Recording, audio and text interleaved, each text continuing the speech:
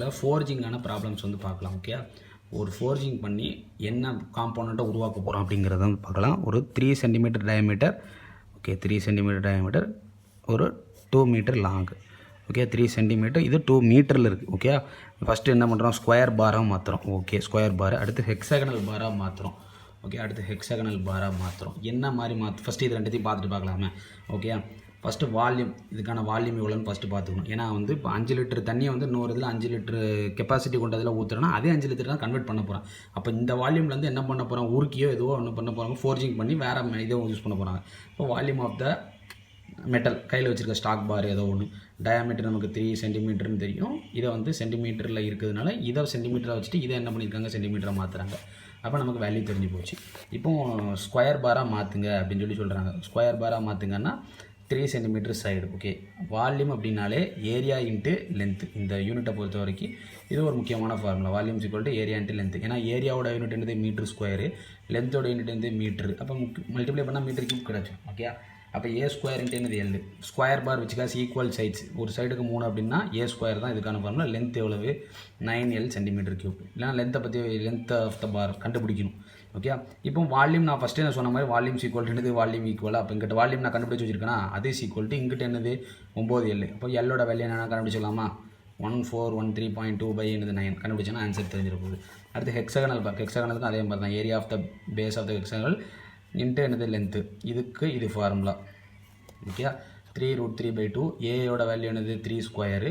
இப்போ லென்த் தெரிஞ்சிடும். எனக்கு லென்த்து தான் எல்லாமே நான் கண்டுபிடிக்கணும். லென்த்து கண்டுபிடிக்கணும். இது ஈக்குவல் டு அந்த வால்யூம் நான் ஃபஸ்ட்டு கண்டுபிடிச்சிருந்தோம் பார்த்தீங்களா, 1413.72. இதை ஈக்குவேட் பண்ணோம்னா நமக்கு வச்சு என்ன ஆயிரும், லென்த்து கிடச்சிரும். இப்போ ரெக்டாங்கிள்னால் லென்த் இருக்கும், பிரெத் இருக்கும். ஓகே, அப்போ லென்த் இன்ட்டு பிரெத்து இன்ட்டு என்னது length. 6L equal to volume of stock போட்டோன்னா இதுக்கான லென்த்து நமக்கு தெரிஞ்சிடும். ஓகே, அப்படி லென்த்தை 3 விஷயத்தையும் வச்சு நான் என்ன பண்ணுறது, கண்டுபிடிக்கிறது. ஓகே, ஓகே இப்போ இந்த மாதிரி ப்ராப்ளம்ஸ் வந்து பார்த்தீங்கன்னா இதுவும் ஃபவுண்டரியில் உள்ள ப்ராப்ளம்ஸ் தான். ஓகே, நான் இதில் ஒரே மாதிரி டைப்பான ப்ராப்ளம்ஸ்லாம் ஃபஸ்ட்டு நான் முடிச்சுட்டு அடுத்து வேறு மாதிரி டைப்ஸ்லாம் ஃபஸ்ட்டு வரேன். 2 ஒர்க்கர்ஸ் வந்து 20 கனெக்டிங் ராடை வந்து பண்ணுறாங்க. தேர் பெய்டு வந்து 14 ரூபா 16 ரூபான்னு கொடுக்குறாங்க. 3 for each waiting.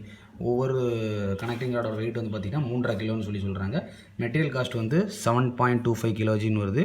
60% of the direct labour வந்து இது பண்ணுறாங்க அப்படின்னு சொல்லிட்டாங்க, தேவைப்படுது, required to compensate.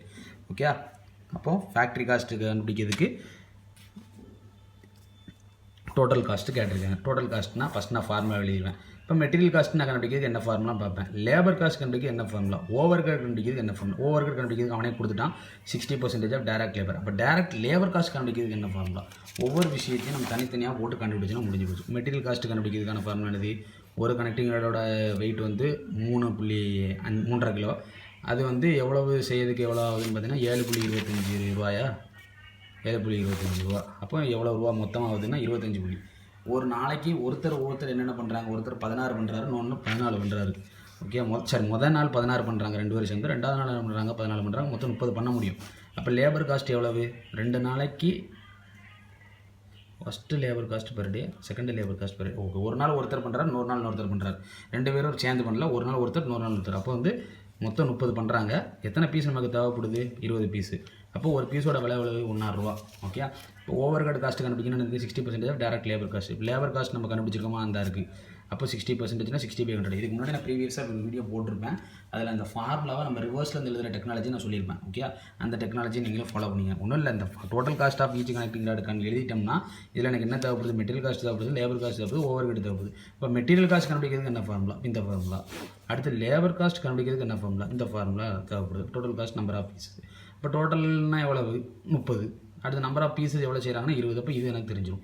Over head cost என்ன கட்டிருக்காங்க, 60% ஆஃப் டைரக்ட் லேபர். அப்போ டைரக்ட் லேபர் கண்டுபிடிச்சா தான் என்ன கண்டுபிடிக்க முடியும், ஓவர் ஹெட் காஸ்ட் கண்டுபிடிக்க முடியும். அதை போட்டிங்கன்னா ஆன்சர் கிடச்சிட போகுது.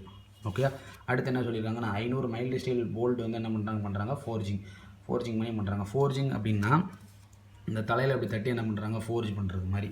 ஓகே, இந்த இது இருக்குது அப்படின்னா இப்படி என்ன பண்ணுறாங்க, தட்டி இந்த போல்ட் மாதிரி உருவாக்குறது. What would be the length கேட்டிருக்காங்க. ஓகே, 500 போல்ட் தேவைன்னா 5% வந்து ஸ்கிராப்புக்கு போகுதுன்ட்டாங்க. என் வந்து 500, டயாமீட்டருக்கு தெரிஞ்சு போச்சு. லென்த்து வந்து பிஃபோர் அப்செட்டிங் பண்ணும்போது முன்னாடி என்ன இருக்குது, அடுத்து லென்த்து 500 போல்ட் செய்யறதுக்கான லென்த் எவ்வளோ தேவை அப்படின்ட்டு. ஃபஸ்ட்டு பிஃபோர் அப்செட்டிங் கண்டுபிடிச்சிடலாம். Volume of the square rod bolt volume 30 × 30 × எத்தனை போல்ட்டு நம்ம பண்ணால் இன்ட்டு லென்த் எவ்வளவு 8. இது டயாமீட்டர், இது என்னது லென்த். ஓகே, அதை புரிஞ்சுக்கணும். ஓகே, இது ஸ்கொயர் விச் ஈக்குவல்ஸ் இது. அப்போ 30 × 30, அதனால தான் என்ன பண்ணுங்க 30 × 30 இன்ட்டு என்னது 8 லென்த்து. ஏன்னா வால்யூம் அப்படின்னால என்ன சொன்னால் area into length, area of square into length of the square.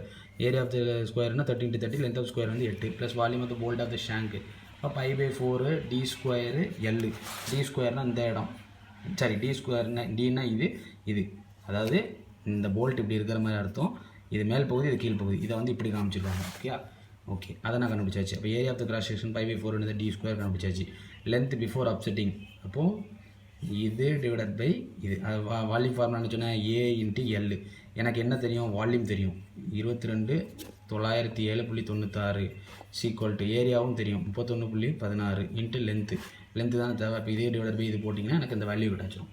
Okay, length required for 500 bolt. ஒரு இதுக்கு இவ்வளோ லென்த்து தேவைப்படுது. அப்போ 500 போல்ட்டு செய்யறதுக்கு இவ்வளோ லென்த் தேவைப்படும் அப்படின்னு அர்த்தம். இதில் 5% ஸ்கிராப்புக்கு போயிடுது. இப்போ 5/100 போட்டு இந்த லென்த்து போட்டேன்னா எனக்கு ஸ்கிராப் போயிடும். அப்போ நெட் லென்த் எவ்வளோ தான் எனக்கு தேவைப்படுது, ஃபஸ்ட்டு எனக்கு எவ்வளோ தேவைப்படுது. ஓகே, அதில் ஸ்கிராப்பில் போனதும் எனக்கு என்ன தான் தேவைப்படும். ஓகே, அது செய்யும்போது போகணும்ல. ஓகே, அதை கண்டுபிடிச்சி மில்லிமீட்டரில் இருக்குது. மில்லிமீட்டரை 1000 டிவைட் பண்ணிட்டேன்னு வச்சுக்கோங்களேன், மீட்டர்னு வந்துடும். அதே same model question. 20 pieces of bolt வந்து அப்செட்டிங் வந்து பண்ணுறாங்க. அடுத்து என்ன சொல்கிறாங்க, வாட் இது லென்த் 3.5% ஸ்கிராப் ரேட்டுன்ட்டாங்க. ஓகே, அடுத்து volume of the bolt π/4 πd square. இதில் ரெண்டுமே என்னது தான், இதுவும் டயாமீட்டர் இன்ட்டு லென்த்து, இதுவும் என்னது டயாமீட்டர் லென்த்து. அப்போ ரெண்டுமே நம்ம தனித்தனியாக கண்டுபிடிச்சிக்கலாம். D square length. ஓகே, அதை கண்டுபிடிச்சாச்சு. Area of cross section π/4